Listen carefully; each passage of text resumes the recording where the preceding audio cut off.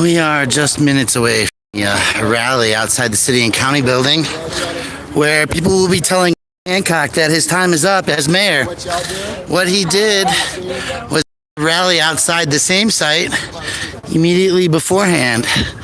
And so this dirty bird, responsible for the murder of hundreds of people in the city streets of Denver, this sexual predator, his time's up, and we're gonna make sure everybody knows that.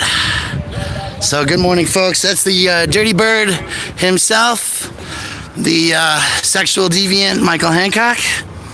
And we're so glad to have him as a message to our city that his time is up. In the meantime, what you have here is members of the community, Jerry Burton and Jerry Gellis's crew, Jamie Gellis's crew, it looks like, doing some sound set. And you have lots of observers. You have lots of members of this community who have come out for a variety of reasons and means and ways. And what we have is, we have Hancock having a party outside the city and county building, the government offices. We have people littering and polluting our city, I see, with these beautiful signs in a public park. So we're pulling them up. Okay. Petty. Stop being petty. Wasn't this event a petty event, sir?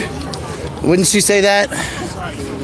Wouldn't you say that this event itself was petty, having a announcement right before the contender? No, not at all. Oh, okay. Okay. Dirty politics, as always. It's good. Yeah, folks, we're out here. Gonna do another feed in a second, I think. Maybe get a clean one. Oh, look, it's Hicken Pooper. I mean, Frackin' Looper. Running for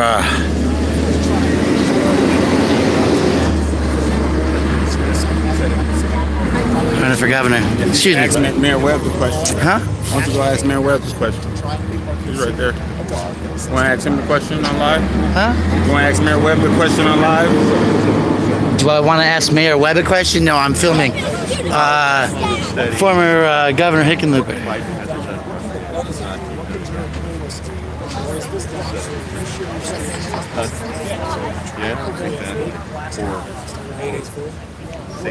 Yeah, right, exactly. So, but out here filming.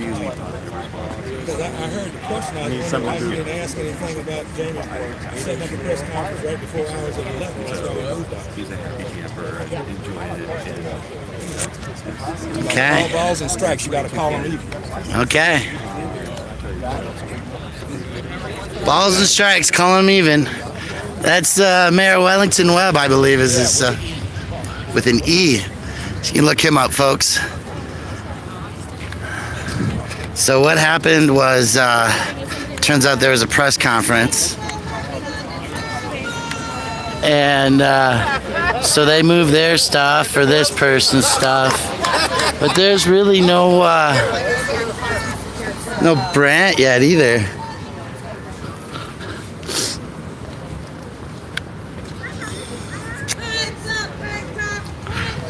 Oh, gonna see all kinds of popular people coming out of the woodwork today. Who is that, ladies and gentlemen? That is Mariana. I'm well, hon. How are you doing? I'm doing good. Thank you for all you do. Well, you know, we gotta keep. You know what? We need all this education. We need the true journalism, right? Well, I don't know if I'm allowed to be a true journalist today. I still have alliances and allegiances I have to keep my eyes on. However, there's a journalist for you right there in the green shirt. Do you know Mariana? No. She feeds the homeless on a regular basis downtown Denver. She was on the 300, is a member of Denver Homeless Out Loud, a very vocal activist in our community. How long you been here, Mary? In Denver? Yeah. Since 2011. Since 2011. Fantastic. So that's a reporter for the Denverite. So you didn't know. I'm hoping we have a really good turnout. Bigger than theirs. Well, I doubt that's going to happen. I hate to tell you this, Yeah, well, but his paid machine. oh, the whole thing. Those are people that are on the job, that are using taxpayers' money. Oh. Be out there campaigning. That was yeah. Flex time, flex time. There you go. But from one side of the line to the other, it looks like.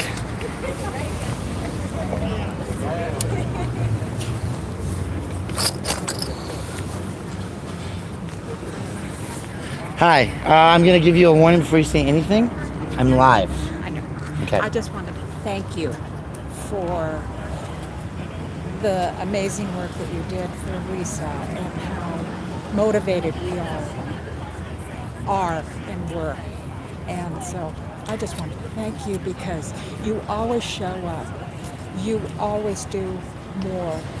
You do everything that you ask of anybody else. And I know how hard you worked. And I'm very grateful to you. I always look to you to do the right thing. Well, thank you. Thank you. I appreciate that. And I just need to stop. I just need to put this down for a second, folks. I got it's getting really hot.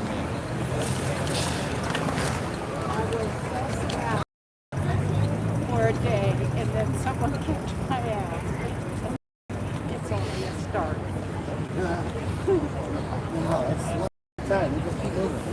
Right?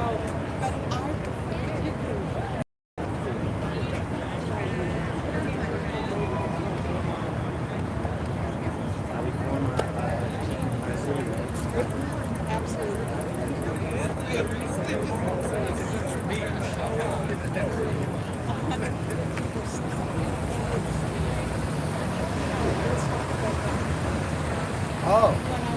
Yeah. Oh yeah, I need coffee. And you I gotta come back to this. inspired me. Okay. So, Keeping an eye on this guy right here, who's definitely a Hancock or a web person right there. over here. I know. Well, Yeah, so e-coffee is just one of them though. You need to know, I'm motivated by a community that has put themselves on the streets daily, weekly, rain, sun, and snow, feeding the homeless, talking about real, consistent, persistent changes. I have a degree focused on sustainable infrastructure and practices. But I mean, you know, we feed the homeless with no garbage, right? We have hotel pans of food and tables. We have changed the policies. You know, they use people's cannabis when they come into this building. And because I ate some joints in the security line, it changed everybody's policies. Beautiful people. Oh, look at that. We have more fans, more friends, more family. Yep. Christopher, how you doing? I am.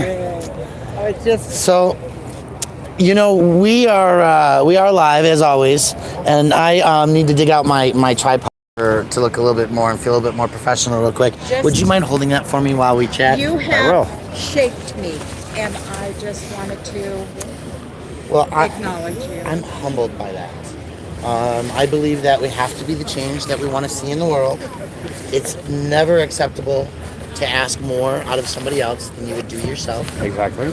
And if you want to, move mountains, right? I mean, it's that simple. And so it's hard though, right? We beat ourselves up so much. You know that I went to bed on Tuesday night. I went to bed expecting to wake up and have 15 to 20,000 extra votes and be the difference, right? Boom. I did not expect that little incident I was hoping to wake up and find out the whole thing was just a bad dream. was a bad dream, right? I was looking for different things. And I was looking for an expectation of, I didn't expect the Republicans to buy the flyer. That's one thing that I threw out, that threw me off. Yeah, me too. And I'm still looking for The tripod. so that we can put the phone down. Well, have you ever heard the expression? I always wondered why somebody didn't do something about that. Then I realized I'm someone Yes. Oh, yeah, absolutely. I'm looking for my tripod piece so that I don't have to carry my Well- phone all day. You two are inspirational to me and Thank you. have shown me, revealed so much to me. Thank you. Showing up with you and Well, You ditto. know, we're only as resilient as we choose to be. yeah, well, I tell you, I have 24 hours of pouting and saying bad things and Oh, I've had a lot more than 24 hours of and then that. I got my ass kicked good and so Who kicked your ass? just Some friends? Yeah, some Lisa's mom and Yeah. you Good. know, I just Oh, you talked to Elaine? You talked to Elaine? no. And Carrie Joy and just Candy, the I mean. people that This? Yeah, lots of good activities. Hey, you don't have to go too far. You don't have to go too far. We want to congratulate you for a good job. Oh, good job to you guys. Thank you. Congratulate you for being here. Yeah. Yeah, I had to switch a meeting, so I can't stay very long. That's okay. I got a meeting later, I guess. But it just means much to your. Oh, absolutely. Absolutely. Absolutely. well, I didn't go home until 9:30 last night. We ran out of envelopes again. Really? Did Katie ever make it? No. You're right. Okay. You know, it just, they were Well, we met. I don't know. A chunk. there were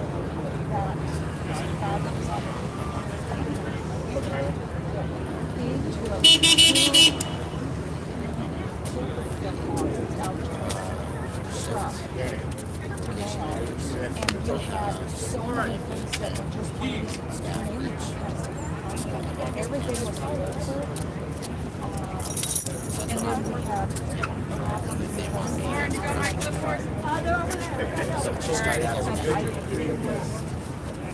What's your starting wage?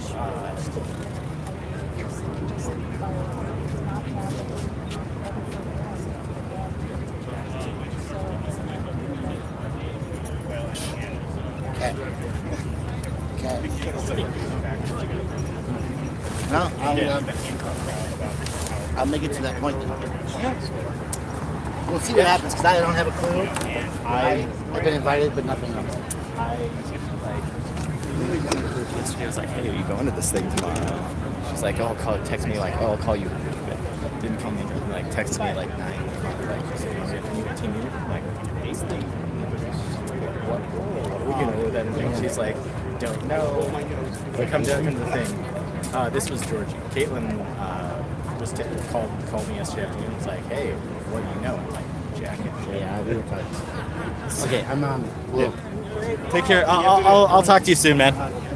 Yeah, absolutely. I just honor and respect you. Well, I'm grateful for that. I thank you. Saturday, we're having a protest here. It's a mix of like 6 or 7 groups. Of course, it'll depend on what happens this afternoon at my next meeting after this. We'll see. There is Uprising Now, Sunrise, 6 or dozen others that I believe are holding a joint function at the at Civic Center Park. That's a gun rally. Huh? That's a pro-gun rally. At the Civic Center Park or at the Capitol? At the Capitol. So there's a one at Civic Center Park. Well, I will be up to my ears in counter protesting the gun people. It's protest season, folks. Don't forget to show up at the Capitol.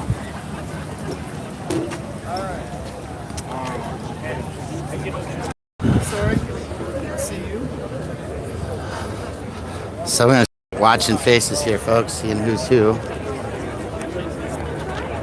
Right, and What you got online was shady. oh, I'm sorry.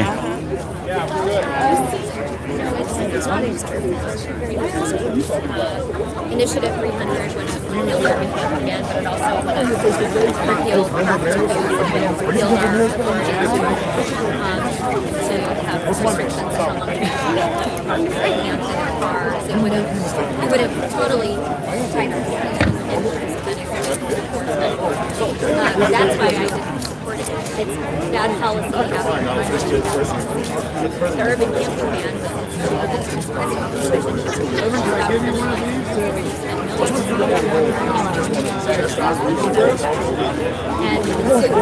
likely to be sued again. And what we need is a solution. We need good policy and good solutions to housing. How you get to a bar? We need to invest the now $60 million investment spending on actually moving the needle on getting people to a better place. So to look at that and say, oh, the camping is good and it works, and not spending it and not make sure it's wrong.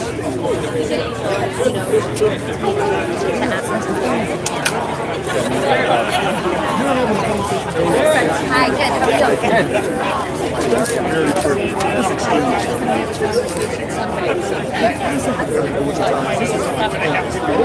Testing. We're going to call everybody forward. We're going to call everybody forward. Hey, so how you doing? How are you? Well. Candidates We'll see you this and afternoon. supporters. We're gathering up here. All of our supporters, come on up. Thank you. We're good. We're good. Hey guys, come on in here. Come on in here. I have no idea what happened to Eric.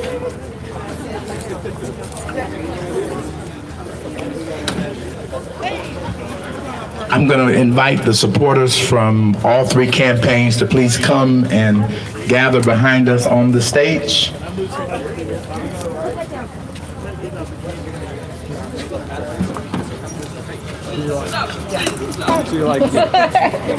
So we are not going to want to be too close.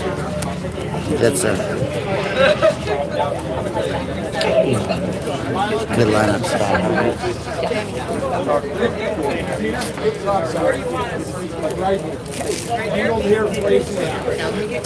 Draw near with faith. Get closer. Get closer. We're going to be close together for at least a few days.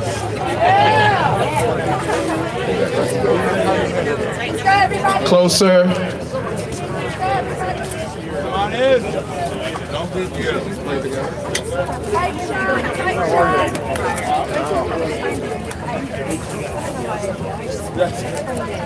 That's right. You know what?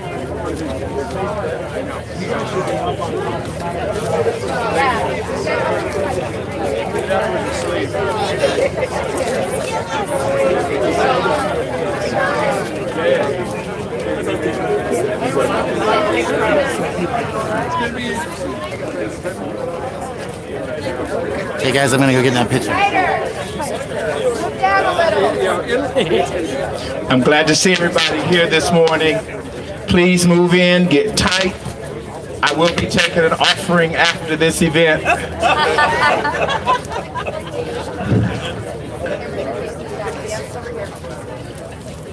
Good morning, everyone. Good morning. Good morning.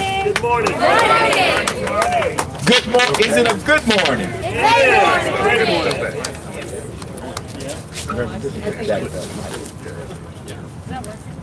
This is not a black preacher mic.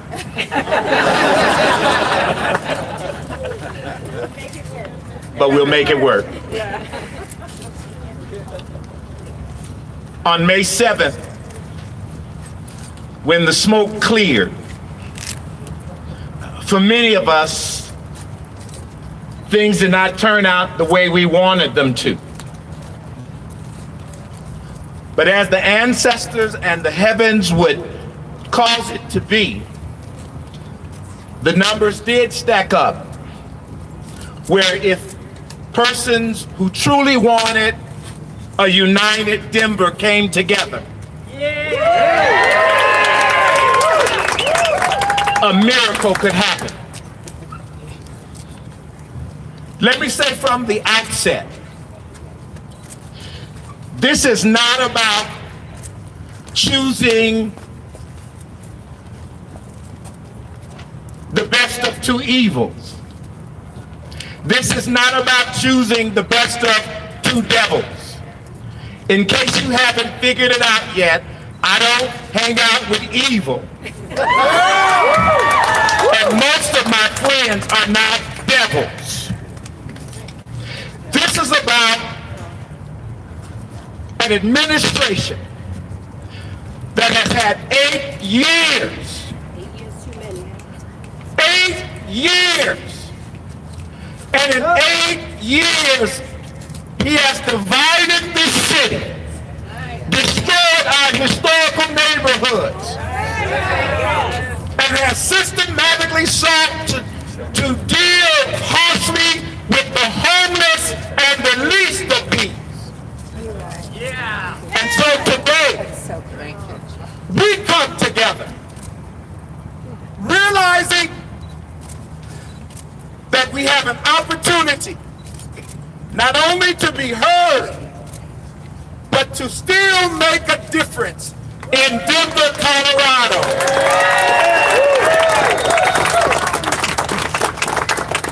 I got an email last night, and first of all, it said that Lisa and Penfield are doing this because they made a deal. The reason why they said they made a deal was because that's how they've been operating for the last 8 years. They made a deal, and our neighborhoods have been continuously gentrified. They made a deal, and our homeless are swept off the street. They made a deal. And so we have Marvin Booker and Michael Marshall dead with no justice from the city. We've come here today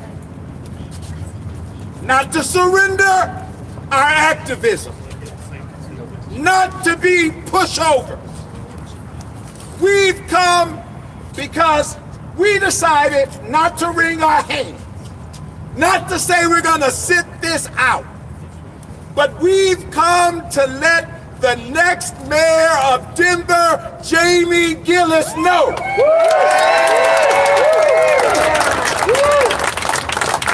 that in order to be a good mayor, you must listen to the people.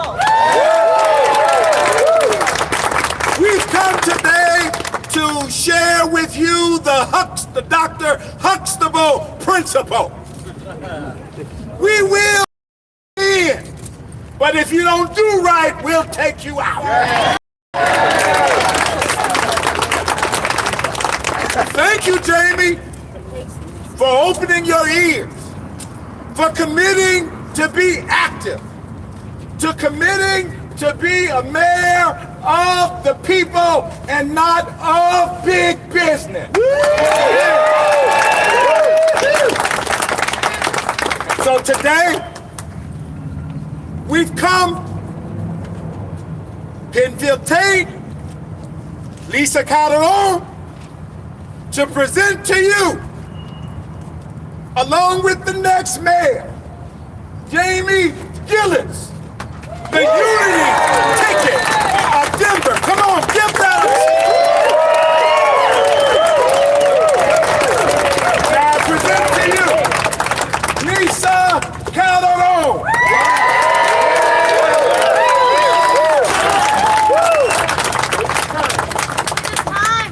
Thank you, everybody, for coming out. It means a lot to me. We love you. We love you. Thank you. As Reverend Tyler said, this was not the outcome that we were hoping for. But I'm someone who always looks forward and doesn't look backward. If I didn't, I wouldn't survive as long as I have, particularly in this administration. This convening today is not about supporting an individual. It's not about Jamie or me or Penfield. It is about what is in the interest of Denver. Thank you, Lisa. You're welcome. You know, as a doctor of education, I study history. And looking at history of the team of rivals, we see that the great President Lincoln brought people together who were his adversaries to form a way forward. And those folks needed to understand that you make friends out of former adversaries, that you listen with compassion, that you admit your mistakes and you do better, that you share in the credits for moving the people forward. But one of those things that the team of rivals didn't have that we have were women at the table. For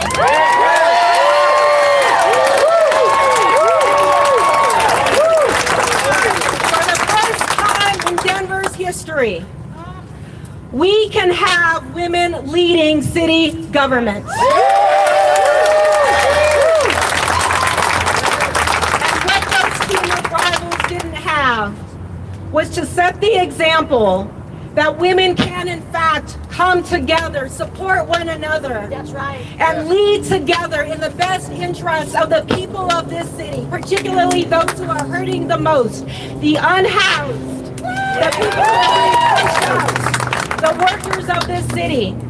Yeah. We are taking a new approach to leading in Denver. We are leading with compassion and honesty and integrity and accountability. The other thing the team of rivals didn't have was bringing people of color to the table. Our city is strongest when we have diversity and not just tokenization. When Jamie Penfield and I sat down together, we hashed things out. There was nothing left unsaid. There was no issue that we didn't talk about in terms of our differences. But we also saw that our commonalities were much greater, including her commitment to building a diverse cabinet. And ensuring that the people who are most impacted by the policies of this city have a seat at the table. Yes. So with that in mind, when we agreed to merge our platforms, what we had in mind were a couple of things, and I'm going to go through a few of them, and the Penfield is going to address the rest of them. So one is, we all know we have a homelessness crisis, but the way the city has been dealing with it is through silos, not in an integrated way. We must look at all of our agencies and ensure that they are working together.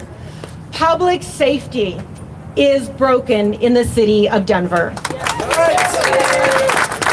We will fix it by appointing qualified leadership, by serving the people in our jails with mental health and treatment services, by redirecting funds from this bloated administration into direct services. By expanding the powers of the independent monitor so we have balance and working cooperatively with our justice agencies so that we're all working together instead of against each other.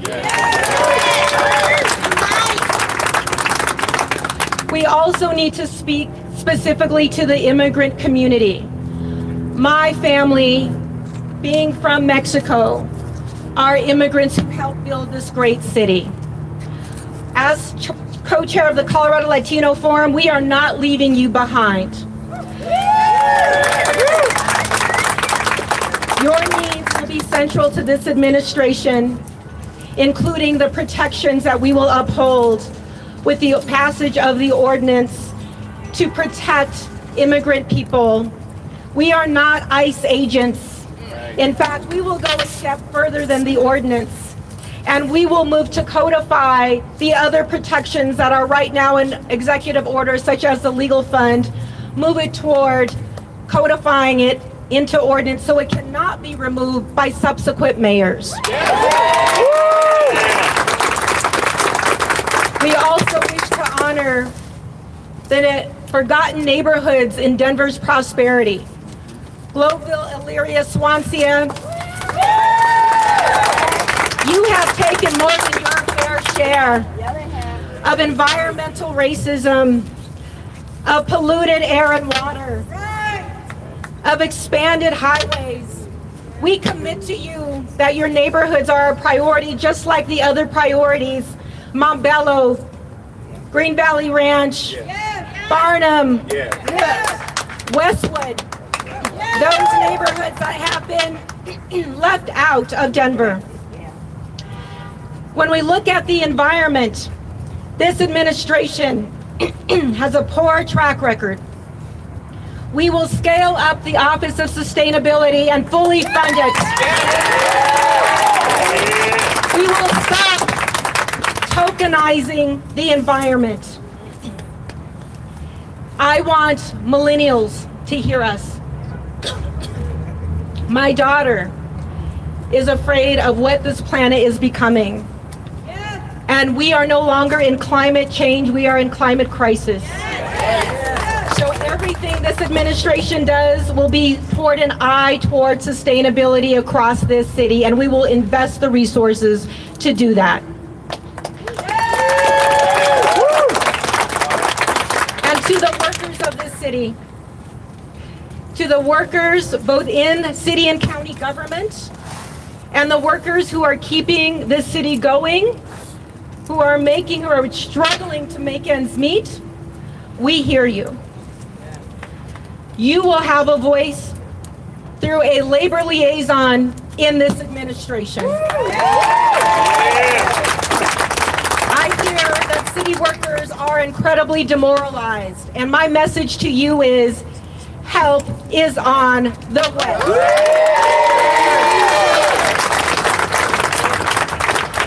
So finally, when we talk about homelessness and the urban camping ban, some people have a reactionary response to repealing it. But what I want to tell people is, one, being a college professor, we need to use evidence-based practices. In other words, what works? And urban camping bans across the city have proven time and time again to not work. To push homelessness and poverty into the shadows. So we are committed to doing what does work. We will not only repeal the urban camping ban, but we will replace it with incentive-based approaches, investing in our human resources, listening to providers who say we need $50 million a year to deal with the homelessness crisis. It's not good enough anymore to just tell people to move on. Our obligation to the residents of Denver is everybody, not just people with homes. And so we are going to work together so that everybody can walk down Denver and feel comfortable. Everybody has a safe place to stay. That shelters are not the answer to homelessness, but working together, scaling up resources, investing in evidence-based approaches, and bringing a more compassionate response to Denver are the solutions we are bringing forward. Let's join together, unite Denver, and get elected for Jamie and everyone behind us.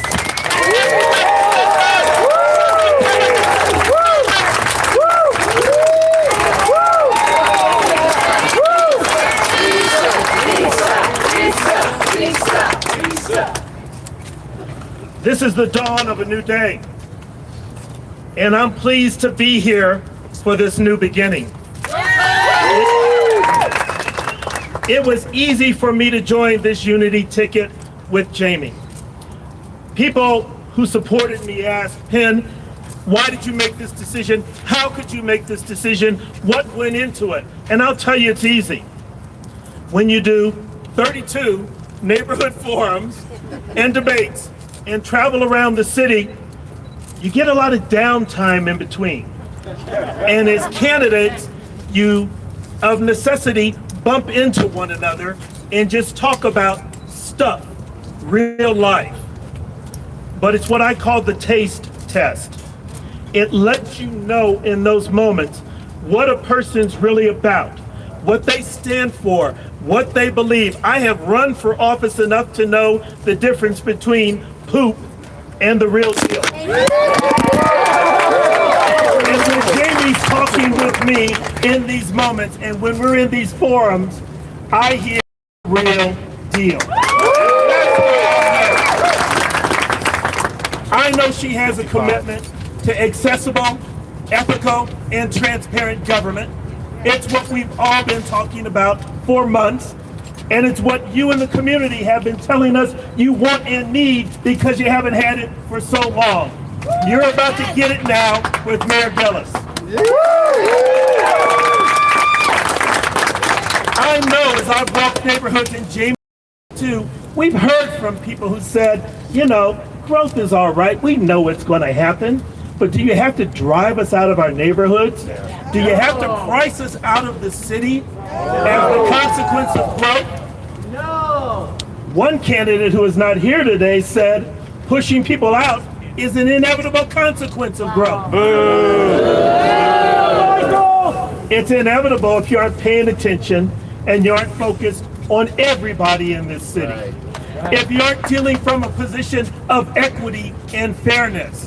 See, I know Jamie wants to make sure we grow and develop, but she also wants to make sure that it's done with input from the neighborhoods and the people who live in and make up our community.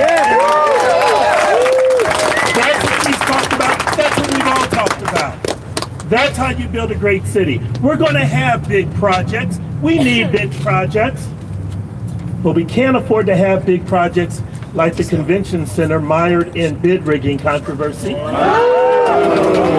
We can't afford to have big projects like DIA mired in an FBI investigation and a bunch of other mess. And if you want a different result in how these projects are done, you need a different force to drive the engine. If you want to make sure we build wealth in our communities by empowering minority and women businesses, where after this administration, after $3.5 billion of investment, small businesses, minority-owned businesses got 8%. You got to have someone else driving the engine, someone else looking out for the community. You got to have Jamie Gillis in the mix.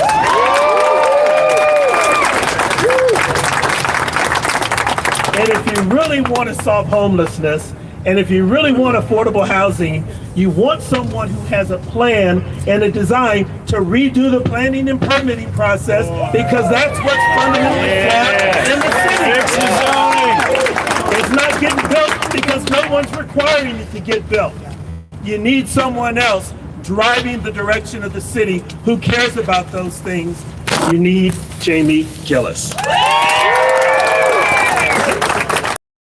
Sorry about that, folks. I'm here at the end of the day because the collective well-being and wealth of everybody in this city matters more than whether a few people keep their contracts. That's right. Like the other candidates, I called a bunch of people, asked for help, and they just told me bluntly, I got deals going on, can't talk to you. Got to take care of my deal. And all I can say to them is, I got a new deal for you. A new deal where everybody's at the table. Right. A new deal where every neighborhood matters. Right. A new deal where government is accessible to all of us. Right. Is ethical, because we know what our leadership is doing and is transparent. We know how and where our money gets spent. Right. A new leadership, a new administration led by my friend, my colleague, someone I'm pleased to support, Jamie Gillis.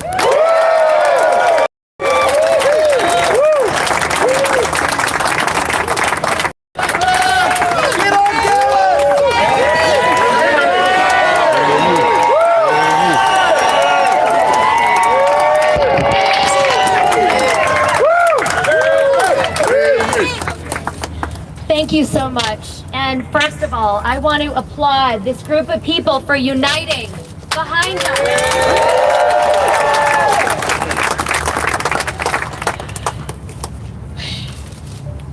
This is a humbling day. This has been an extraordinary journey for all of us. You've followed along in the process. It's been extraordinary, it's been exhausting, it's been emotional, it's been intense. We all got in this race because we believed that this city needs to refocus on putting people first. And that is what we are going to do, and we are going to do it together. The collective we together.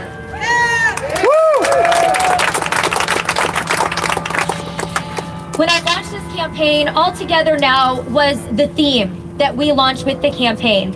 And it was there because of our vision to collaborate, to set a big tent, to set a big table, to invite all the voices in to be included and to be heard.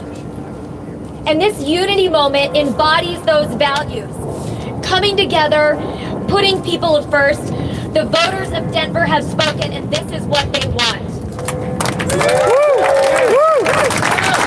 They have made it clear that they are ready for change. And all of us working together are going to bring that change on June 4th.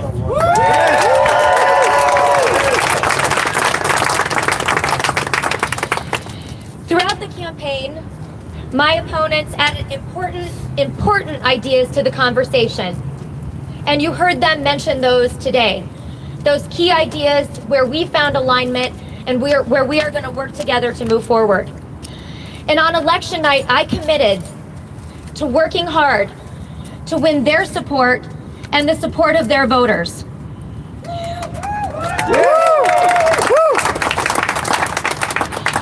The collaborative, can-do spirit of Denver is frankly what drew me to this amazing city and what has kept me here. But we have lost that at City Hall. We have completely lost the ability to work together as a community because our leadership doesn't inspire us to do so. We can take back the City Hall, but only as a we. Only all together can we do that.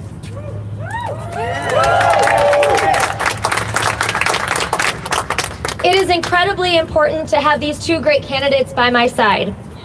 First, Dr. Lisa Calderon, with her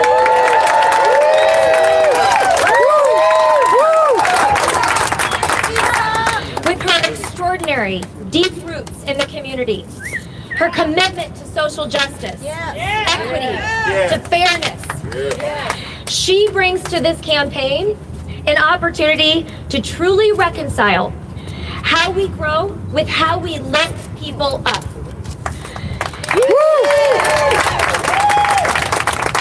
Her voice, her ideas in this campaign will help us, help direct in how we invest in our communities and support those who need us most. And to Senator Penfield Tate.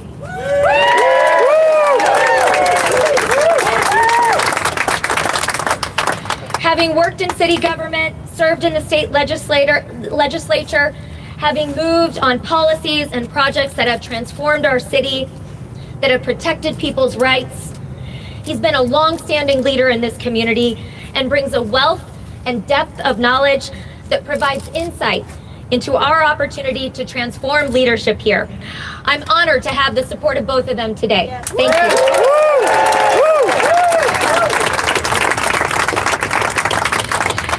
Since I launched this campaign last November, as Penn mentioned, I've visited all 78 neighborhoods in this city. I've met people where they are. I've listened to their frustrations, their concerns, their ideas. Our residents are passionate about reclaiming their quality of life in Denver.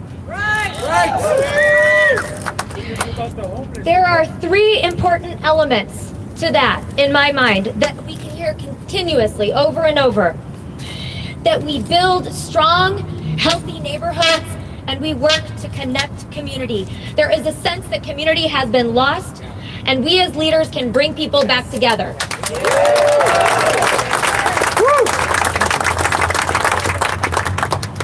That we take the government to the people, including neighbors in decisions and creating conduits of communication with the people in our community to guide our city forward together. And that we bring people together that we build solidarity as we are doing here today, that recognizing that a culture of inclusion is a conscious effort every single day. And we have to be willing to listen, to open our minds, to engage, and not just to pay lip service like this administration has done.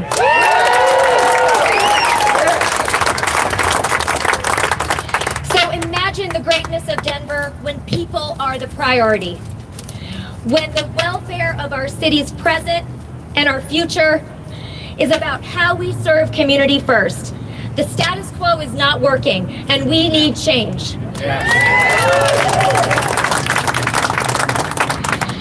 So, I'm asking you all to buckle up. We've got bumpy 3 weeks ahead. They are going to come at us with every ounce of negative energy that they can bring. They are going to come at us with all they've got. They're going to turn the story.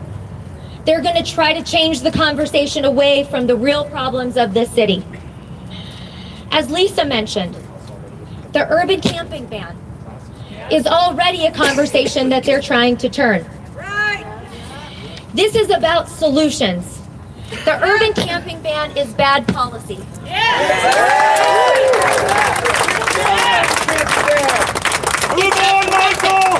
It does nothing to solve our problem, and we spend millions enforcing it and settling lawsuits against it. We need to invest those millions in housing and services, giving our homeless communities dignity. They are going to try to come at us for how we support communities of color. And I stand here today aligned with Lisa and Penn that we are supportive of our immigrant and refugee communities. That we will work with our communities of color who have been left behind. That we will engage. That we will work to address their needs. That we will stop treating them as we have in this administration. They are going to try to pit us, Republicans against Democrats. They already have tried to paint a picture of somebody that I am not. This is a city that has to serve everybody. We all want the best for Denver. We work for everybody in this administration, and we will take care of everybody. They're going to tackle us on development and aligning me as some sort of developer that has changed the city in negative ways. When the reality is, I've been working to push back against this administration's development at all cost mentality.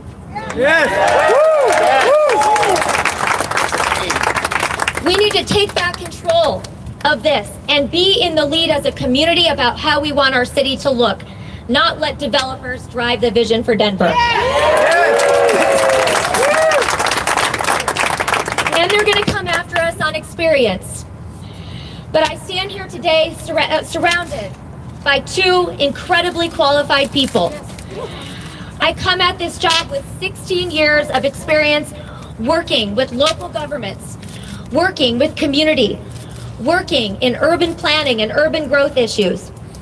My friends, we have more experience than Michael Hancock ever had walking into this.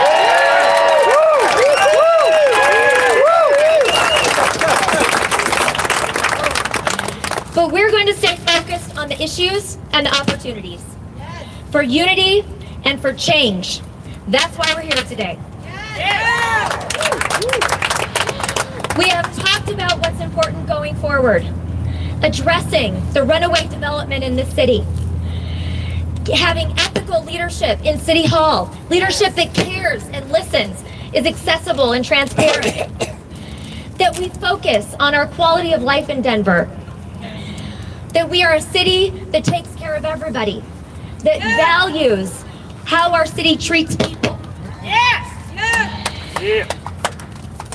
We need to make sure that we are directing the conversation in a positive way about what is possible when we all come together and work together.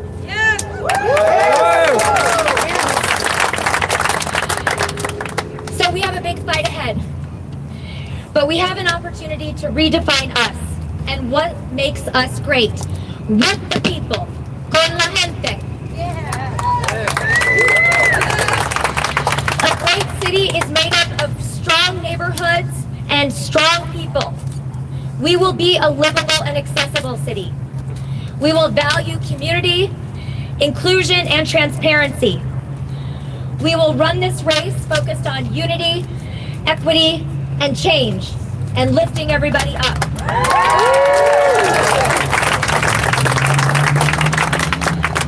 There is no doubt that now is the time for bold, collaborative leadership. We are all ready for a city that believes in the power of her people. We are all ready for change. All together now, let's go forward and take back our city.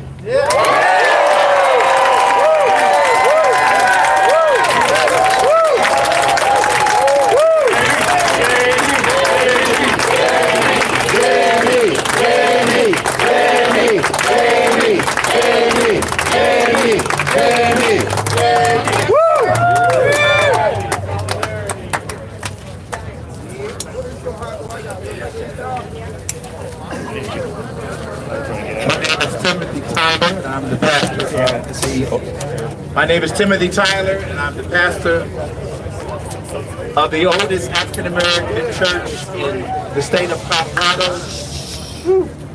My name is Timothy Tyler, and I'm the pastor of the oldest African American church in the state of Colorado, older than the state of Colorado, Shorter Community AME Church. And at this time, we'd like to open up this press conference for questions to the next mayor, Jamie Gillis, or to Lisa, or to Pittsfield. For Lisa, what sort of role do you envision formally in the administration of Jamie? So the question was, what formal role do I expect in the administration of Jamie Gillis? And the answer is, I don't expect any formal role in the administration. What I do expect is to work hand in hand with Jamie, like I have in previous administrations, pushing them to do the right thing, identifying people who are most impacted, who needs to be at the table, and Penfield and I are bringing that experience in terms of helping to identify who those people should be.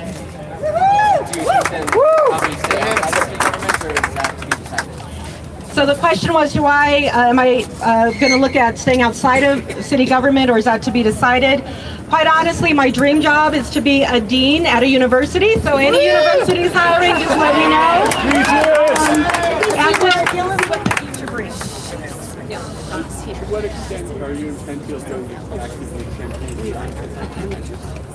Sure, the question is, to what extent will Lisa and I actively campaign?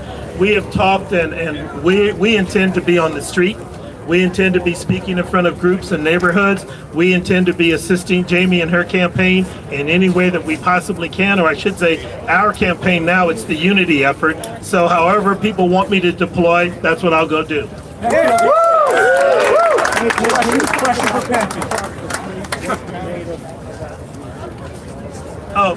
What happened across the I don't know, I wasn't there for it, so, but you know, it's sort of more of the same old, same old. We're here now because we're talking about a unified, united, and diverse city. People who have not been included historically, whose needs have been overlooked historically by this administration. That's the difference. These are the people who have been excluded. Those are the folks who are already included and part of the deal. Penfield, Lisa, I asked this question across the street to Mayor Webb and to Governor Hickenlooper. What wins this election? Hard work, effort, the right ideas, connecting with people, and earning their trust and support, and getting their votes. Yes. That's what wins this election. And I'll add, what doesn't work is complacency. You know, one of the things that I've been hearing from folks is we might as well stick with the devil we know than the devil we don't, as Reverend Tyler mentioned. That is not a strategy for change. Amen. That is surrender. Yes. And so what we need to have instead is to say we have a new opportunity to write a new playbook and to have people come together and work hard together. That's what will win this election. Is Ms. Gillis able to take questions? She'll be over in a moment. She just got a little lightheaded. Lisa, I had a quick question for you. Yes.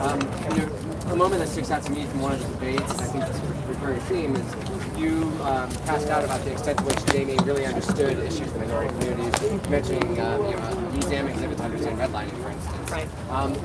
What helps you to get past those reservations? The question is, in past debates, I've challenged Jamie around her essentially cultural competence to know the neighborhoods and the community.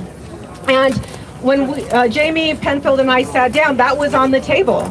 And what I was appreciative of was Jamie acknowledged her blind spots, but more importantly, her willingness to learn. And when I talk about what makes great politicians, it is that admitting where your deficits are and where you can strengthen. So the fact that she's taking counsel from me in Penfield, and also we're going to be spanning out across the community so she hears directly how people are experiencing, folks of color, the changes in the city. That's how we're going to work together. Question for Jamie if she's ready. She's not ready, obviously. Jamie, okay? Yeah, she's got some sun. Jamie, wait. Jamie, quick question. I hope you're feeling all right. You were against Initiative 300. Yeah. Now you're for repealing the camping ban. Does that sound like a flip-flop? Not at all. Initiative 300 was much more than just the camping ban. And it, to me, was bad policy after bad policy. So we need to invest in actual solutions. And that's what we've been focused on, is housing and services. Jamie, can you give an example of when you fought back? I'm sorry. I just need a moment. I got a little overheated. Can we all just take a moment? Yeah, I just need to cool down for a few minutes. Is that okay? Yeah. Yeah. Just don't want to thank you. So for the reporters who still have questions left, if you don't mind just kind of hanging around a little bit, maybe coming to Jamie as she's sitting down. If anyone else has any other questions for me in Penfield, we'll be around as well. But I just want to thank you all for coming out. This is very important for us to see all of you and the interest across Denver. We know that we have collectively 60% of Denver voters who want change, and we're going to continue to push that so that we have a new administration come June 4th. Thank you, everybody. Thank you.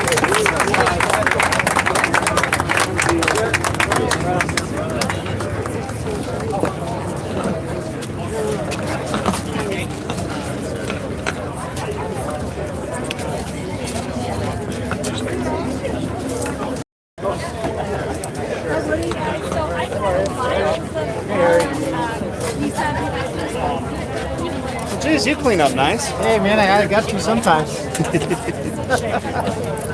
She can pick questions. Good back. Hey, Sheila. How are you doing?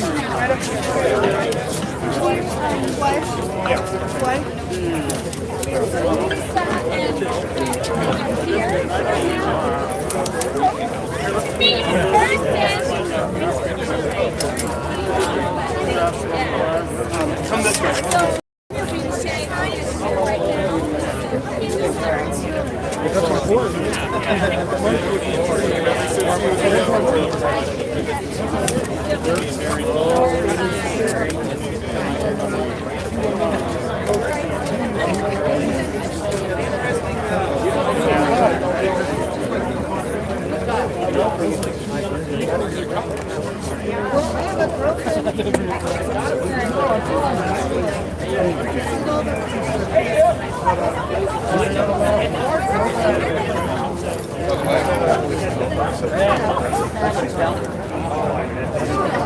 Yeah, unfortunately, we've got interviews. Yeah, big.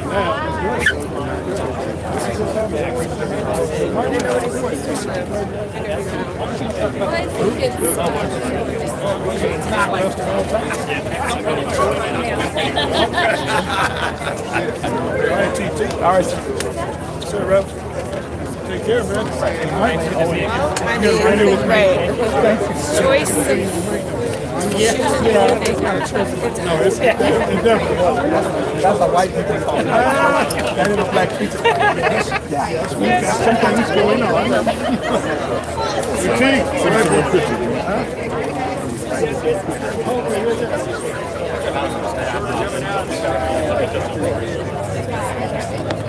And I realized I had to feed all the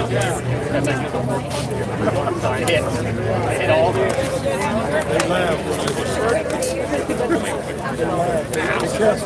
They threw me out of the church.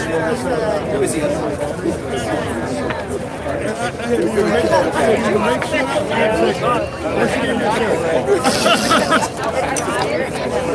had to come out with no policies yet. That's what I gonna say. What you want? Mike, sorry. Never seen you all wired up. You're all cleaned up. I was looking at it. It happens on very, very occasion. Yeah, no, I know it's part of the deal. Brother, that's all it is. That's all it is. So the dress up.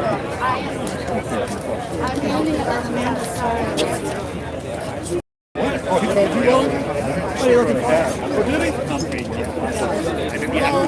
It's like that, Tony.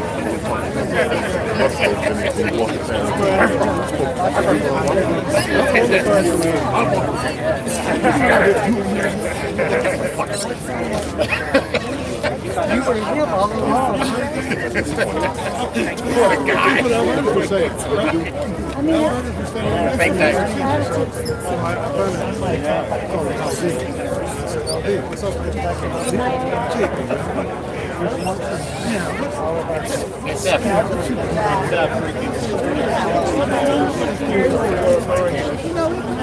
You're taking some of the heat out of the air.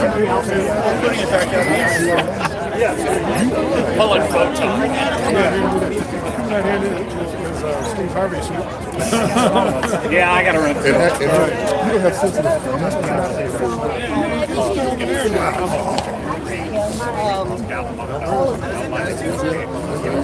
They get their money, man. That's all it matters. See, and them Amazon pay them on the payroll. That's why I was sitting and I saw your thing and I came out and otherwise I want to know.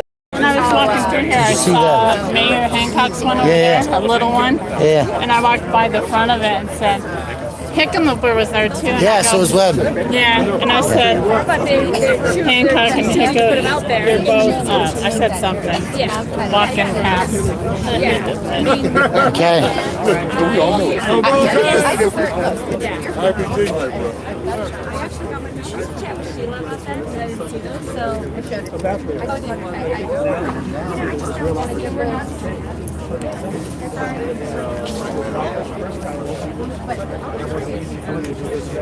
Yeah, no, based on, policy direction, like I said, we do certain things. And you're in a room, and you're bumping into each other, you get to know Jamie comes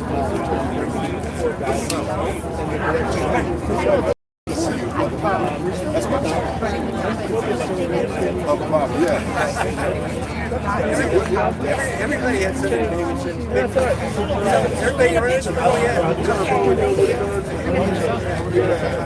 You can still, our campaign is still active in terms of our website, our Facebook page. Yep. Congratulations. Good luck.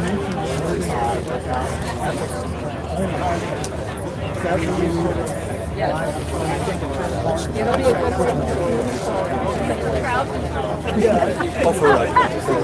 All through the campaign, I talked to them.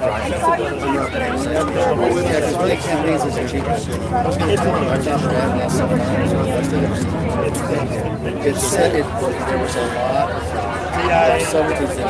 time you looked at it, you saw something. You saw the people. You saw I truly believe. See that woman with the blue shirt, cut off shirt, backpack on her shoulder, there's a pack right there? That's I think it's the reality. No, I don't tell her because I showed it. What it really changed inside now. I said, this is how to get somebody else to take a look at this. The message is The only thing they're trying to do is sweep it under the rug.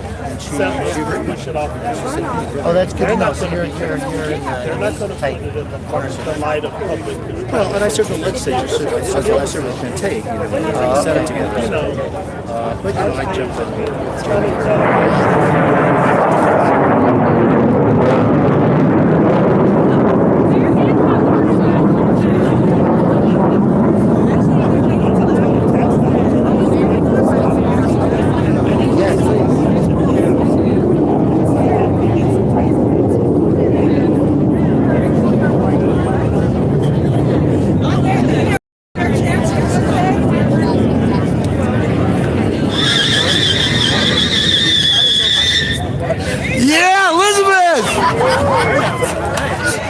Elizabeth Epps doing burnouts on the mobile.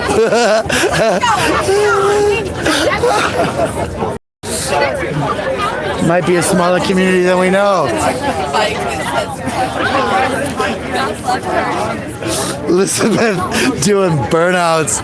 That's funny. Elizabeth, that's actually like a mark in the. I love it. No pictures, don't take no pictures. Oh, you were live for that, baby. I'm taking time right there. That is the world famous Elizabeth Epps on the Cops Mobile.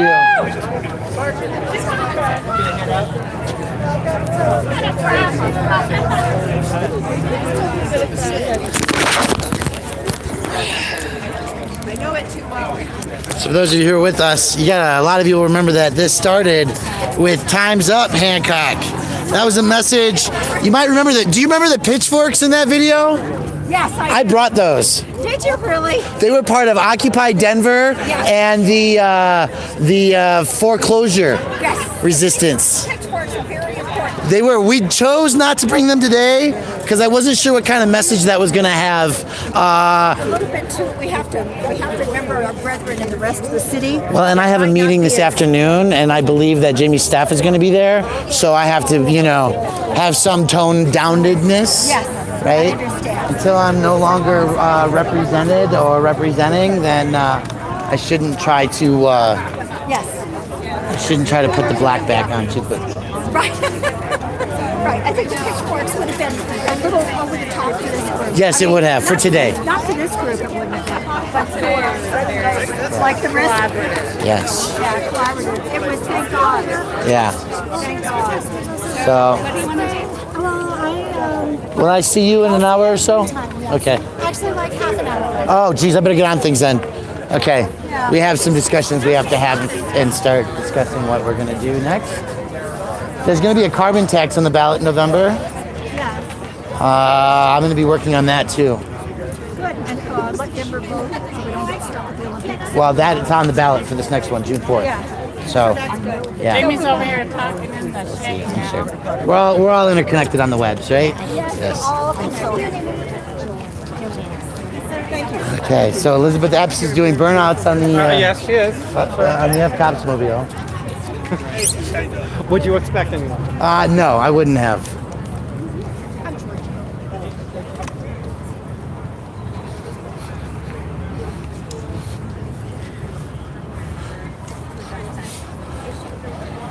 It ended up being a tool to implement the sweeps. So, criminalizing homelessness we have more camps now than we had in 2012 when the ban was implemented. We've spent millions on policing with the camping ban on the sweeps. We have been sued over the camping ban, and I've heard that there's another lawsuit potentially forthcoming. So it's bad policy. It's not that we don't need to address how to fix the homeless issue, but it's illegal to set up camp on a sidewalk and block the sidewalk, for example. It's illegal to set up camp in a park and sleep overnight here because of the curfews. That wouldn't change. That wouldn't change. That would not change at all. So we have rules on the books that allow us to deal with some of this. The urban camping ban was just a particular tool that was implemented that has allowed us to criminalize, and it's put us in a legally challenged position. Jimmy, can I ask you, Mr. Tate behind you considers you Ms. Calderon says he's not an underdog. Everybody loves an underdog. Do you consider yourself with the support of Ms. Calderon and Mr. Tate, or are you the underdog still in this race? I think with the team of support behind me and Ms. Calderon and Tate's voices and supporters in this race, I think the game has changed quite a bit. I think I came into this race as a relative unknown, and that story is interesting for a lot of people, that somebody who's come in and moved through this process and be in a position to truly take on of support and diverse input into how we're going to take this. Stay hydrated, by the way. I do need to stay hydrated. Good Lord. Nothing like your moment in the sun, literally, like nearly taking you out. So you mentioned that you didn't have a lot of window in the first round.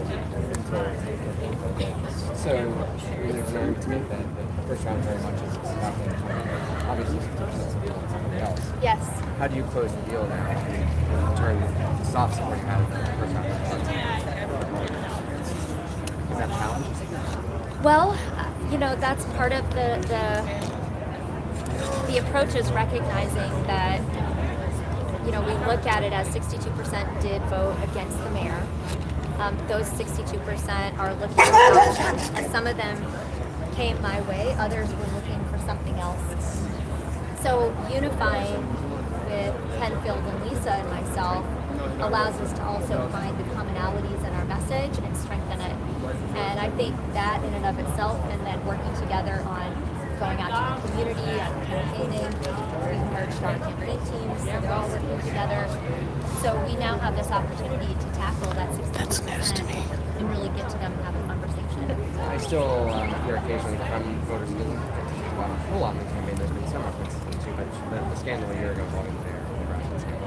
What's your outlook on that? Is that sort of want to make the issue out? Well, I think the voters clearly know about it. It comes up continuously. And we have talked about it in terms of a zero tolerance policy for sexual harassment, of passing ordinance that would say no paying for these harassment settlements out of city funds, out of city coffers, and creating more accountability and better reporting processes for those types of things in the city, not just from the mayor's side of things, but through the police department, the fire department, and everybody in City Hall. So I think that's the way we talk about it, is we recognize that we have an issue, and it's the mayor, but we've had other settlements as well. We need to change the culture, and we need to implement some things to address that. Your message to the mayor, if he should hear you, see you. We're coming for you. We're aligned. We have a strong message. The people are ready for change and accountability, and I believe that we can make this happen. Thanks. Thank you, Jamie. I asked Lisa this while you're taking a breather about the role in your administration and for Lisa. Yeah. What would you like to have them in a job in your administration, or would you like to have them more on the sidelines in the community still, or what's your hope? Well, my first. Have you made any Oh, no. The first ask of them was, will you join me in the campaign, and will you join me in, should I win, working on the transition, and helping to identify how we transition this administration. And both are committed to helping with those things. Beyond that, I think they're two incredibly talented people, and obviously, to the extent that they want to be engaged in the future administration, that conversation is absolutely on the table. There's been no promise. And, yeah, I agree. Yes, I will.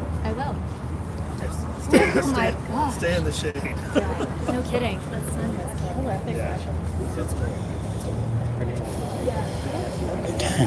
I put it like this. Sometimes you have to listen.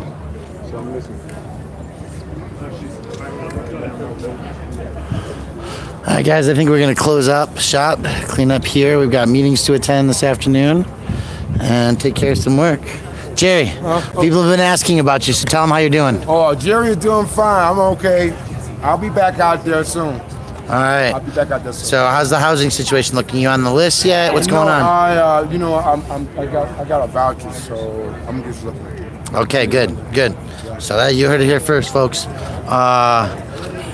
But Jerry's they're got a still voucher. sweeping everybody, though, man. They're still sweeping everybody, and they're doing that to keep us from coming together. But we're going to come together, and it look like that was already beginning. So we'll be all right. I'll see you. All right, we'll see you. Thank you.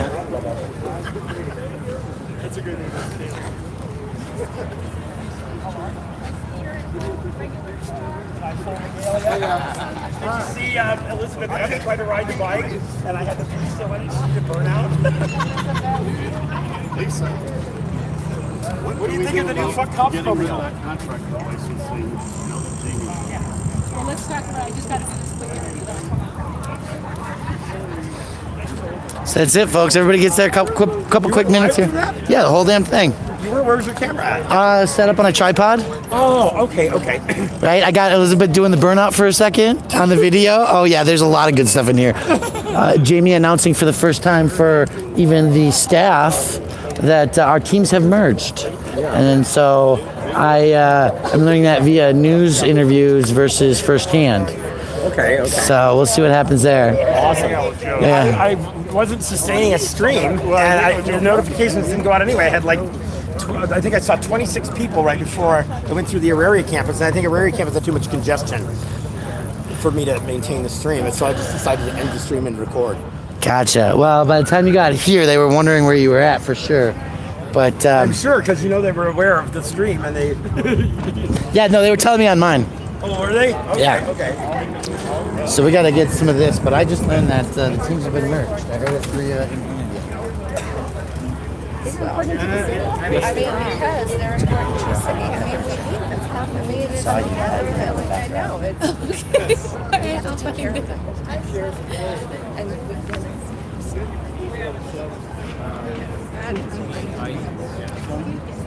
The middle one, they all flew around from there. But it's a runoff between Jimmy Gillis, the one in the middle, and Mayor Hancock. Hancock. I'm taking the I saw this morning, yeah. Hancock. Which we need to take Hancock out. So the other two are back to Jimmy Gillis. That ran Well, I put Jamie in touch with people that, political people that usually just get sidelined during. But everybody was busy doing their thing, so I didn't get them on election night, but I did keep There's a lot of money. Right. That's right. Well, that's exciting. Thanks for coming out today.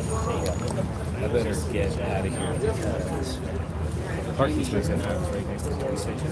Right. My meter's running. So if they're gonna find. It wasn't anybody but let's make sure that whoever it is is reflective of the views of the Valley 65, I think, though. So when we were able to sit down, I get them all the time. hash things out, I'm a then I was. So it wasn't just. I didn't. Our campaign office is right on Broadway, so we always have to move our cars every 2 minutes or 2 wanted to hours. be meaningful and diversity, and I was satisfied with that.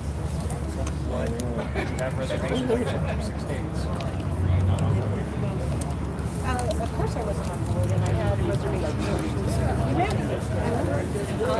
But 6 days, we're coming on the heat of an election, and we're coordinating schedules, and we're shifting out of our own campaigns, and I also have the staff to take care of. We made arrangements before that 6 days, so I don't want to read too much into that 6 days. And I do commend Jamie for she did reach out right away on election. What were you promised for your support?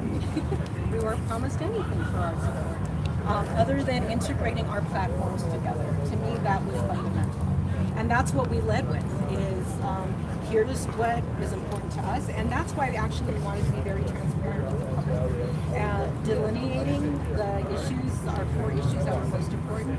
So it wasn't just a conversation among the 3 of us. Everybody could see now what it is that we are galvanizing.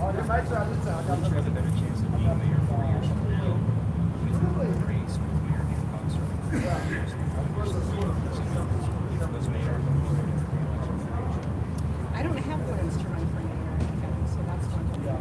The other is 4 years.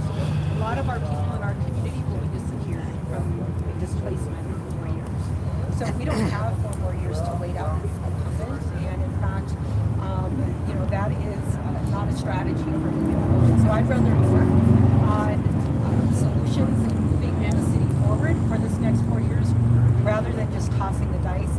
It also gives him another 4 years to grow his successor, and I'm not willing to wait for another 4, 8, or 12 years of Hancock and a new embodiment.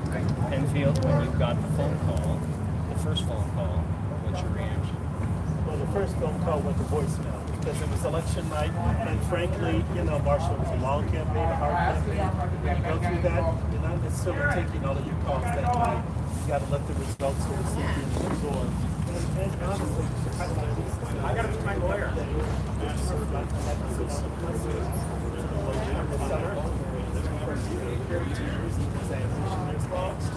So it took a few days for me to get back to him. And I got back to him. I got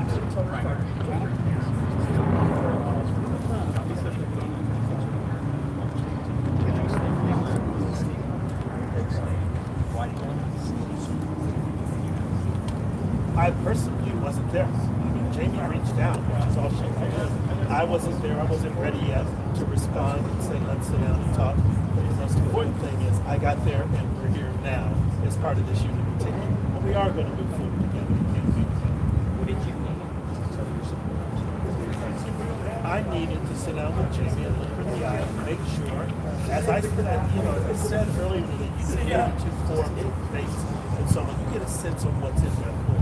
I just wanted to confirm what I thought was in her core. And once I confirmed that and we talked through some of the issues that we have in common, I was comfortable saying, I want to not only endorse you, I want to work with you and for you to help get this done. And I'm going to tell my supporters, we have to come along also. I don't have any expectations at all. Marshall, when I ran in 2003, I endorsed Hickenlooper. I co-chaired his transition team and never took a job in the administration. So I don't have any expectations. The most important thing is getting Jamie elected. Jamie, do you expect these two? I expect that we're going to work together as we go forward, win this election through transition, and then I hope he'll be a part of changing the city. People don't understand, I try to understand this. They believe something's going on behind the scenes. It just doesn't say, here, I fought against you for so long, take my voters, please vote for this person, let this person. So you gotta be something.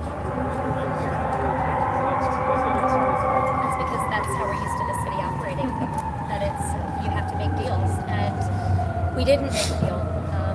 We came together and said, we either go our separate ways, and I see what I can do in this campaign to take on a tough incumbent opponent, and recognize that that will be a hard battle, and we can be stuck with Mayor Hancock for another 4 years, or we align our voters, and we try to get that 62% vote for me, and we try to take City Hall. All references. Yep.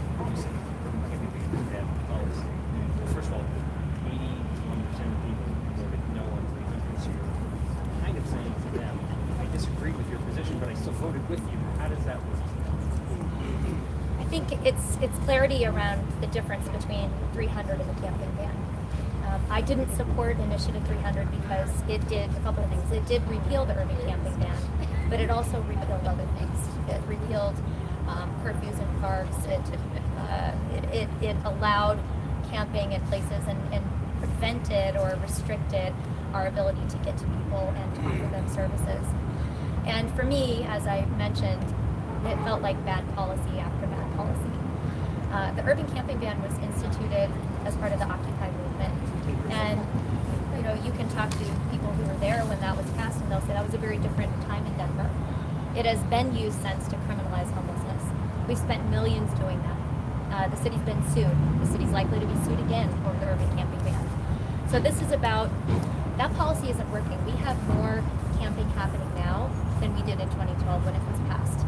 And we're spending more money now without actual results. So let's take those resources and invest them in something that does work. The mayor has challenged you to 12 public debates. That would be, I would say that's unusual for many companies. That either says, let's get the space out there, you think you're awful at debating and he wants people to see that. Do you believe? You know, I think it's a silly campaign tactic, frankly. I'm gonna probably leave it at that. Yeah, exactly. We had 32 forums for this mayoral primary. Michael didn't show up for all of those debates and forums, so I find it kind of ironic now that he wants to throw out a challenge for a bunch of debates, but he didn't make all of those we have before. So do you think this is a challenge of him saying you're not good at these events and all of these? I have no idea what the challenge is. I really don't. But regardless of what it is, I've stepped up and said I'll go to as many debates as the community offers. I'm happy to show up. It's a way for people to hear both sides of the story. And so, you know, that's where we are. I do. I'm sure they're standing up there watching us down here right now. Let me ask that. I'll end on it. You had that news conference. Steps overlooking his office. We may be trying to send a message. Thank you.